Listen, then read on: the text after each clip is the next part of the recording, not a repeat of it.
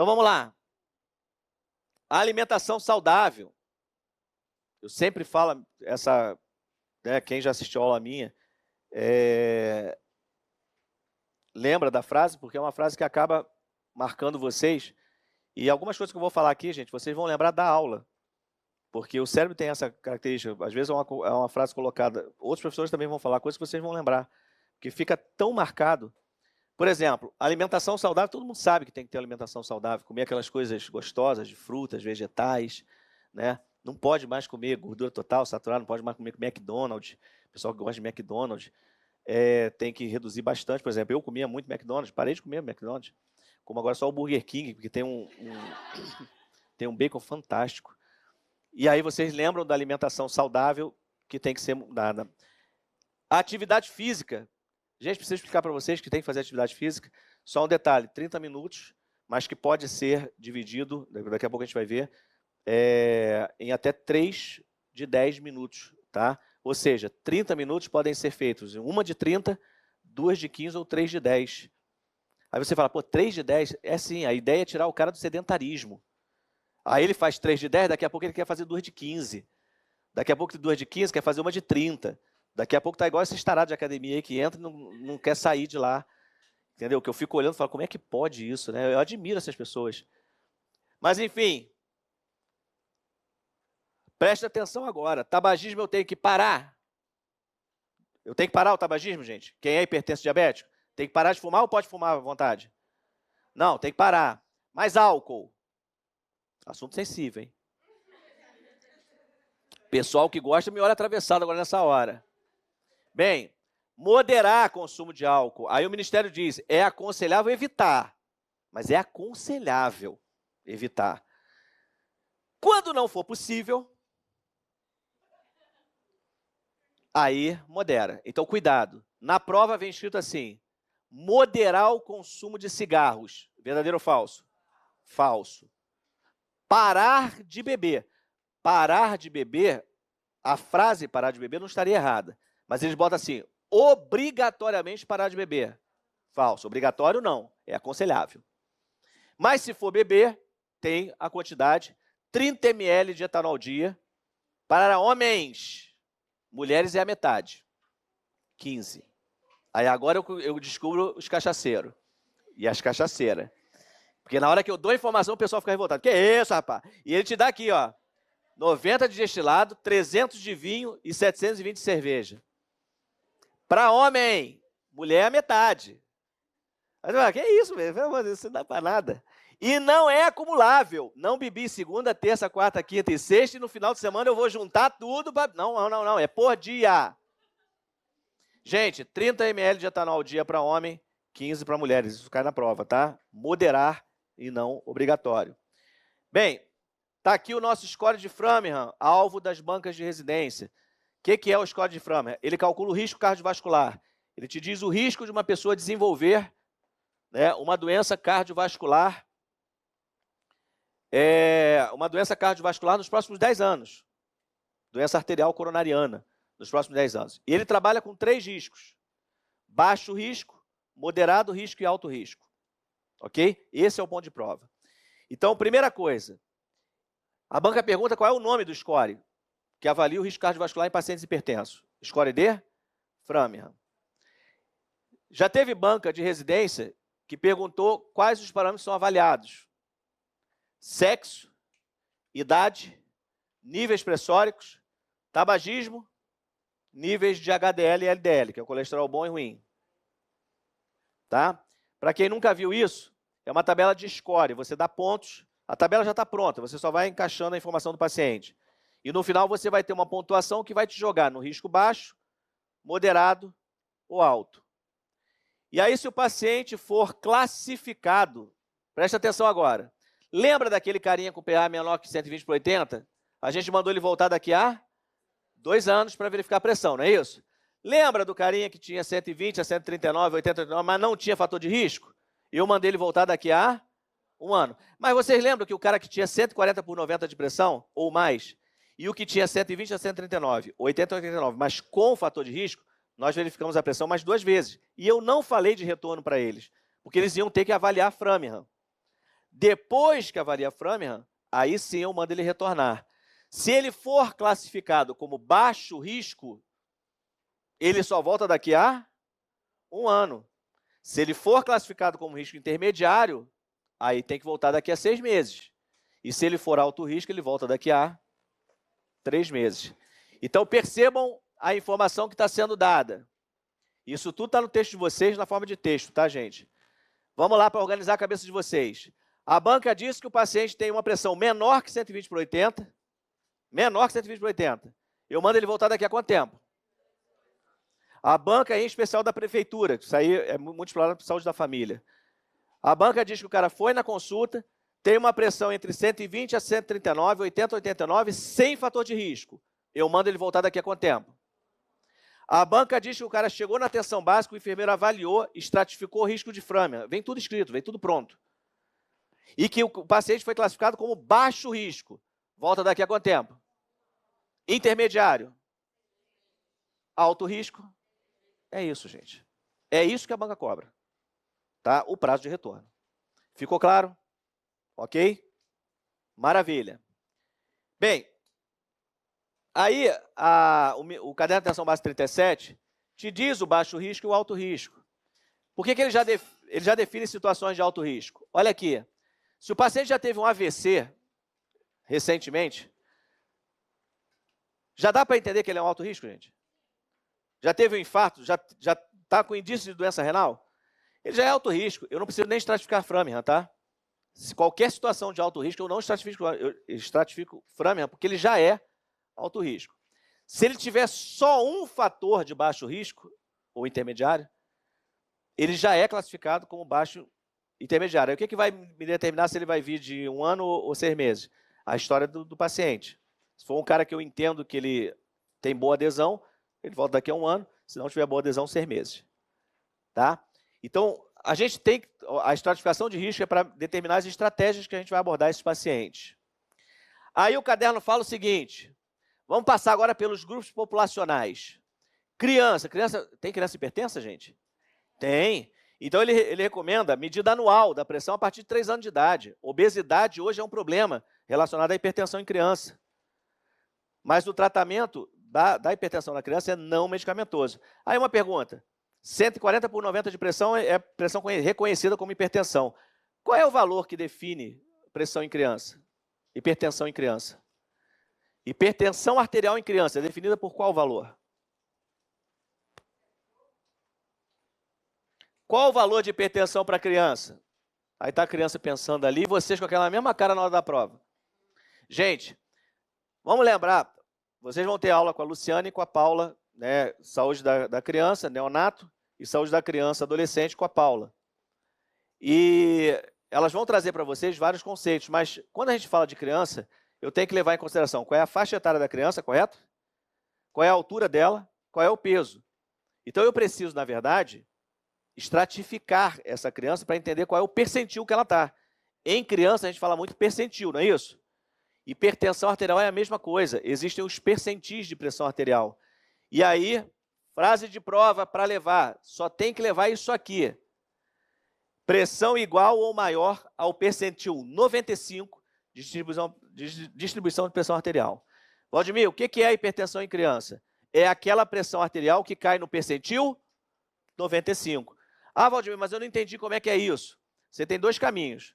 Entender que você pode gravar essa frase e acertar a prova de residência e ir embora e ser feliz, ou abrir o caderno de atenção básica 37 no seu anexo em que te mostra como calcula, como estratifica e como chega ao ponto, e no final você vai entender que você só precisa gravar esta frase aqui para acertar a questão de prova. Gente, é um cálculo complexo, porque na verdade você tem várias variáveis que são calculadas para você ver qual foi o percentil que a criança bateu. E ela será considerada hipertensa quando cair no percentil 95 da faixa de distribuição da pressão, de acordo com peso, altura e por aí vai. Então, a prova em especial de saúde da família vira para vocês e fala assim, a pressão arterial em criança será definida como hipertensão a partir do percentil. Aí tu já vai procurar o quê? 95 é a resposta da questão. Fechamos? Bem, idoso, Frases que são importantes para a prova de residência. Essas frases, gente. É muito comum o idoso fazer hipertensão sistólica. É a chamada hipertensão sistólica isolada, ou pode vir só escrito hipertensão sistólica. Olha o nome, hipertensão sistólica, 180 por 80 de pressão. Ou seja, só sobra a sistólica. Isso é problema, tá? É comum no idoso isso. Você pega o cara com 180 por 80 de pressão. Então isso é comum do idoso. Perguntas, frases que aparecem nas provas. Se o idoso faz hipertensão sistólica isolada. Faz. Segundo ponto. E o idoso faz muito hiato auscultatório. O que é hiato auscultatório? É uma falha de ausculta. É normal em qualquer pessoa. Hiato auscultatório é quando você está auscultando o batimento e ele some. O que tem que fazer quando acontece o hiato auscultatório? Nada. Deixa o esteto lá porque vai voltar o som. A gente sabe que quando o profissional não está preparado, porque ele tira o esteto e começa a procurar. Não, deixa quietinho lá. Então, repara. Hiato auscultatório é uma falha de ausculta, só que ela pode interferir nos valores de pressão, porque o hiato auscultatório acontece muito na fase 1 de Korotkoff, que é onde você mede a sistólica. E aí você pode registrar um valor mais baixo da sistólica porque não percebeu que não é a fase 1, é a fase 2 que você está auscultando. Então, qual é o problema do hiato auscultatório na pressão do idoso? É você errar a medida de valor da pressão, e isso causa erro na avaliação do idoso. Então, hiato auscultatório é comum em idosos? Sim. Pode subestimar a pressão sistólica dele. Tá? E, por fim, pseudohipertensão. Olha o nome, pseudohipertensão. É uma pressão real? Não. Gente, idoso tem muita chance de fazer placa de ateroma em coronária? Pode fazer placa de ateroma em vasos que vão para o cérebro? É mais fácil um idoso fazer ou um adulto jovem fazer? Idoso.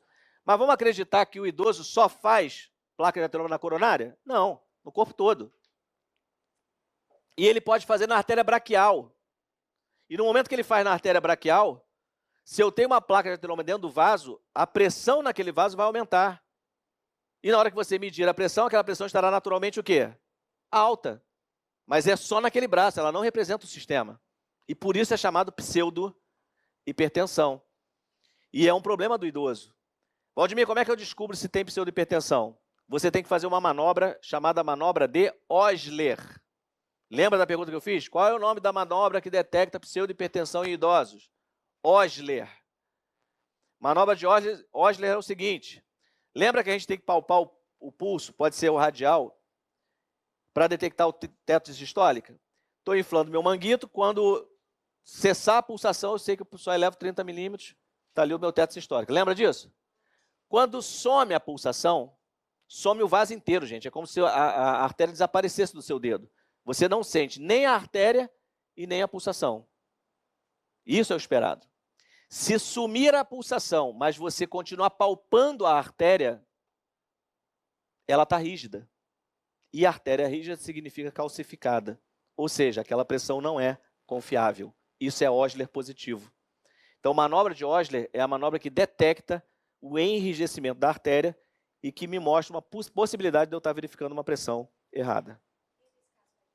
Aí, nesse caso, eu faço o quê? Meço no outro braço. Aí vem aquela voz no ouvido de vocês e fala assim, e se no outro braço também tiver? Aí eu já sei que eu não posso verificar nos braços, porque isso vai ser um problema. Ah, vamos lá, boa pergunta. E se no outro braço tiver a fístula de hemodiálise? Aí, infelizmente, a gente vai ter que começar a avaliar membros inferiores para verificar a pressão. Tá? Porque aí são impossibilidades. Gente, deu para entender pseudohipertensão? Ok? E gestante? O que o manual do Ministério diz? Gestante tem um negócio legal. Ó. Posso medir também, lembra que a posição de pressão arterial é sentado com o braço na altura do precórdio, ok? Mas gestante pode verificar em decúbito lateral esquerdo, né, no braço esquerdo, em decúbito lateral esquerdo, em repouso. Então, o Ministério permite, por conta da questão da gestação, de fazer essa medida. E qual é o medicamento mais seguro antihipertensivo para a grávida tomar? Pergunta de prova, hein? Qual é o antihipertensivo mais seguro para as grávidas? Segura essa pergunta aí que a gente já vai falar. Olha só, em gestante, olha aqui a confirmação do Ministério, ó, quinto ruído de Korotkoff, não muda nada. O fato de ser gestante continua a diastólica sendo medida no quinto ruído. Bom, controle de peso, números mágicos para as provas. IMC tem que ser inferior a 25, correto? Mas a cintura abdominal também não pode ser tão avantajada. Porque isso aqui, e aí eu uso a minha como exemplo, né, porque eu sou um gordinho assumido. A cintura abdominal, tá? Homens, inferior a 102. Mulheres, inferiores a 88. Números de prova, gente. Cintura abdominal inferior a 102 é o ideal e inferior a 88 nas mulheres. Isso as bancas cobram. Hipertenso pode comer sal à vontade? Não. Quantidade de sal. Aí tem uma divergência entre a literatura. O Tratado de Enfermagem Brunner e Sudart diz que tem que comer menos de 2,4 gramas de sal, equivalente a 6 gramas de cloreto de sódio. É os 6 gramas que as bancas pedem, tá? Já o Ministério da Saúde diz 5 gramas é que a população geral pode comer por dia de sal e os hipertensos até 4 gramas. Tá? Então, cuidado que isso aí pode ser cobrado nas provas. Já falei da questão do consumo de álcool, 30 ml etanol ao dia para homens, mulheres, 15. Tabagismo não é moderar, é abandonar pelo risco cardiovascular. E a prática de atividade física, 30 minutos, mas pode parcelar? 2 de 15 ou 3 de 10. Está aqui as informações no texto, para que ninguém tenha dúvida. Certo? Como eu falei, é uma aula que vai passando as informações, porque não tem muita coisa o que explicar, é mais direcionar vocês.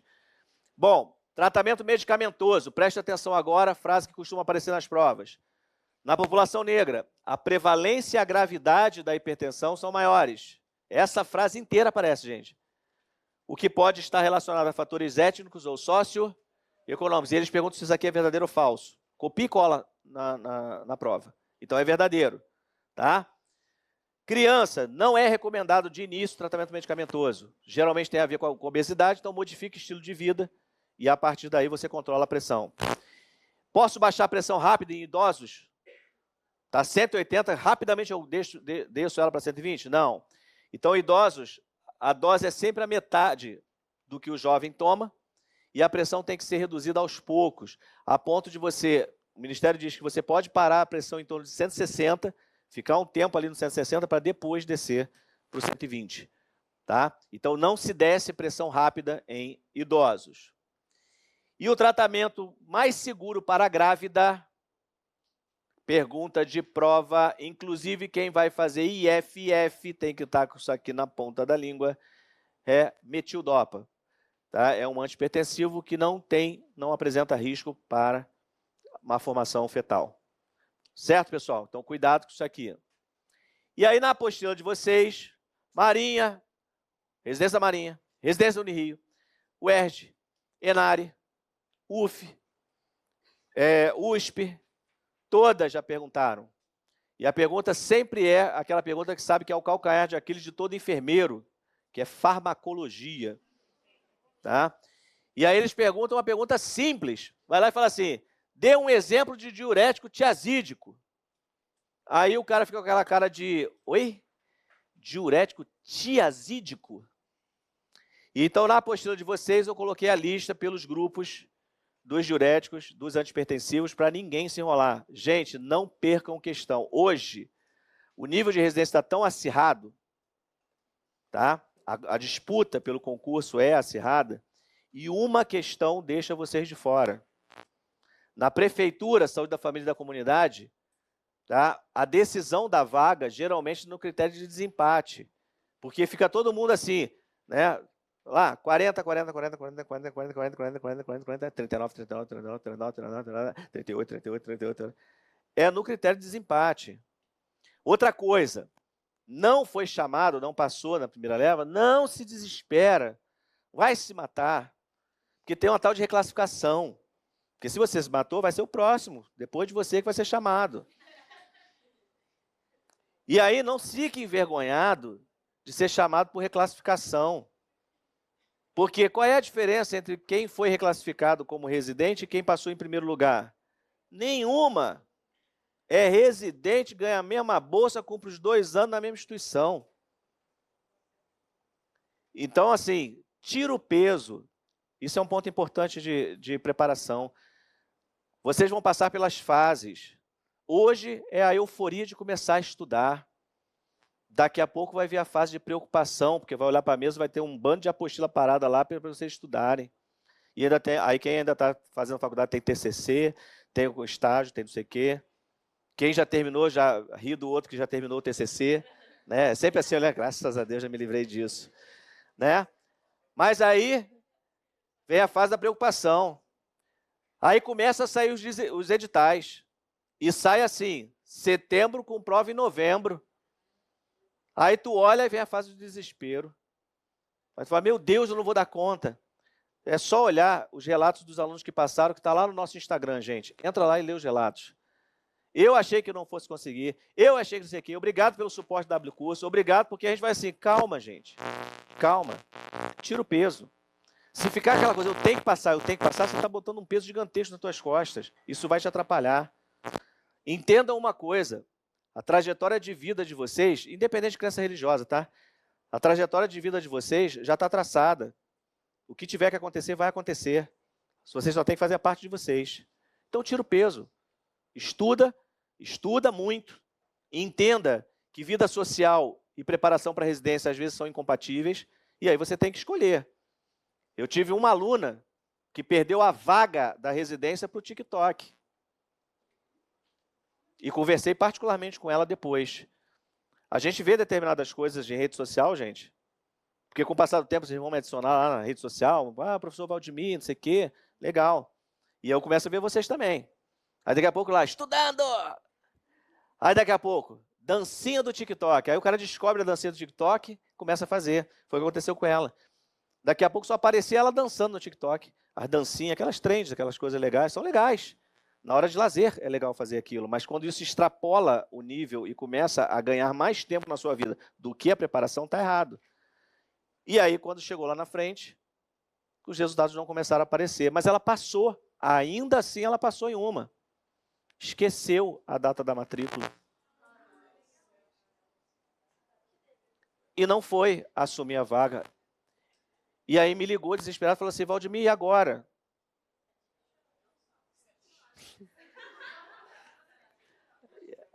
A vontade que eu tinha de falar uma coisa, mas eu não falo, gente, eu falei outra. Eu falei, não, agora é porque não era para ser. Mas a vontade que eu tinha é falar assim, pô, agora faz uma dancinha do TikTok e bota no ar e vai embora. Gente, cuidado com rede social, cuidado com as tentações. Vocês, né, são jovens e as tentações estão aí. Não estou falando aqui para ninguém abrir mão de vida social totalmente, não, vocês precisam de um momento de lazer, mas saibam dosar isso. Tá? Tem coisa, só na aula de hoje já tem coisa pra caramba para vocês estudarem, vocês já perceberam isso. Já está todo mundo meio cansado aqui, por isso que eu falei que aqui não é a hora de estudar. A hora de estudar é em casa. Aqui vocês entendem o que precisam estudar. Vamos lá. E agora, cada sábado, quando o Sandro entrar aqui, aquele professor que esteve aqui, ele vai arrancar o couro de vocês. Quando a Luciane entrar, elétrica, ela vai arrancar. A Carol vai chegar, gente, deontologia.